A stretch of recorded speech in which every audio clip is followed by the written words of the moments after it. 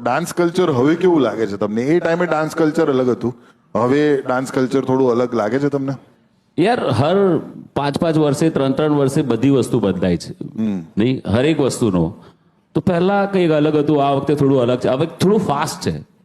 એ time પર થોડો stay હતો કે તમને શીખવાનો ટાઈમ હોય, 1 વર્ષમાં તમે આ સ્ટાઇલ નવી આવી ગઈ. હવે તો 1-2 મહિનામાં નવી બધી સ્ટાઇલ આવે છે. પેલું ટટિંગ આવેલું વચ્ચે, ટટિંગ આવી ગયું ને પેલું આવી ગયું ને આ આવી ગયું. એક શીખવા જઈએ કારણ કે આપણને તો 1 વર્ષથી શીખવાની આદત છે, 1 વર્ષની અંદર તો 4 નવી હજુ આવી જાય.